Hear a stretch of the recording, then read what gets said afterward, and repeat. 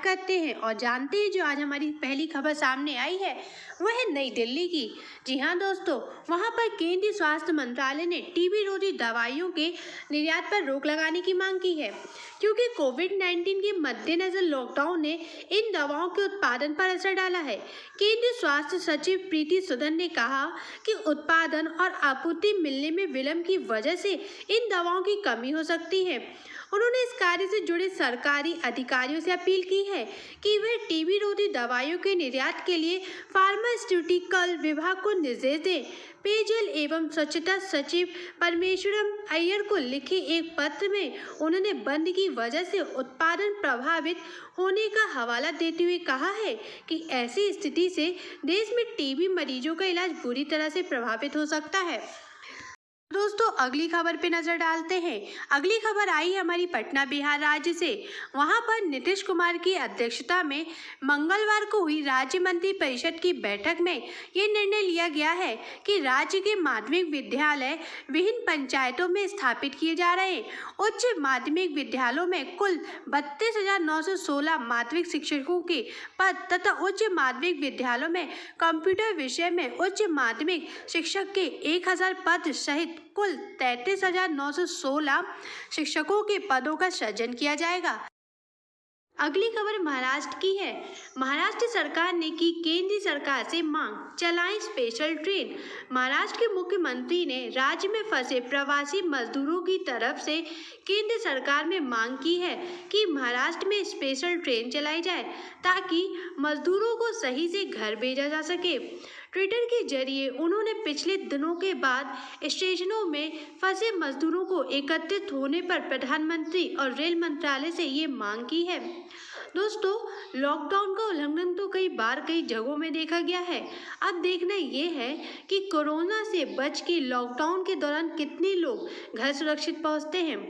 इसी के साथ बढ़ते हैं अगली खबर की तरफ।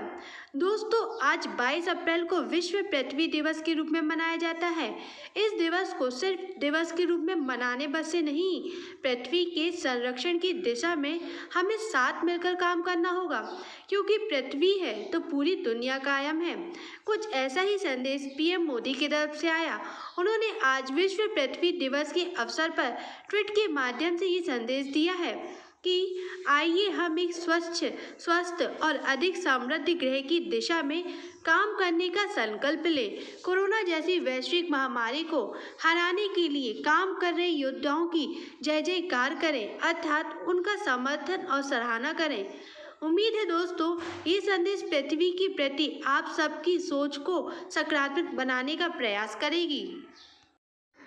अगली खबर है, डॉक्टरों द्वारा ये मांग की गई थी कि देश भर में कई मामले आए थे जहां कोरोना महामारी और लॉकडाउन के दौरान उनका विरोध किया जा रहा था, तो सरकार डॉक्टरों की सुरक्षा के लिए कोई कदम उठाए। अगर सरकार की कोई इस विषय पर प्रतिक्रिया नहीं मिलेगी तो वे 23 अप्रैल को ब्लैक डे मनाने वाले थे। हालांकि गृह मंत्री अमित शाह और स्वास्थ्य मंत्री हर्षवर्धन के साथ बातचीत करने के बाद से आईएमए तथा डॉक्टरों ने इस प्रदर्शन को वापस ले लिया है। आज अमित शाह ने बातचीत के दौरान उनके कार्यों की प्रशंसा की है और उन्हें सुरक्षा देने का आश्वासन दिया है। अमित शाह जी ने ट्वीट के माध्यम से ये कहा है कि कार्यस्थलों पर हमारे डॉक्टरों की रक्षा और प्रतिष्ठा से समझौता बर्दाश्त नहीं है। हर समय उनके लिए अनुकूल माहौल सुनिश्चित करना हमारी सामूहिक जिम्मेदारी है। मैंने डॉक्टरों को आश्वासन दिया है कि मोदी सरकार उनकी हिफाजत के लिए प्रतिबद्ध है और उनसे प्रस्तावित विरोध पर पुनर्विचार करने की अपील की है। बढ़ते हैं अगली खबर की तरफ, जहां लोकसभा अध्यक्ष ने राज्य विधानसभाओं से ये आग्रह किया है कि वे विधायी और वित्तीय कार्यों के साथ साथ बैठकों और फाइल चलाने जैसे रूटीन कामों में डिजिटल प्रौद्योगिकी का व्यापक रूप से उपयोग करें, ताकि उनके राज्यों में सोशल डिस्टेंसिंग के नियमों का सख्ती से पालन हो सके। दोस्तों, ऐसे हालातों में तो तकनीकी का उपयोग सही सलाह है। इससे लोगों की बातें और कामकाज भी चलते रहेंगे और लॉकडाउन के नियमों का उल्लंघन भी नहीं होगा। इसी के साथ चलिए देख लेते हैं अगली न्यूज़ में क्या खास है।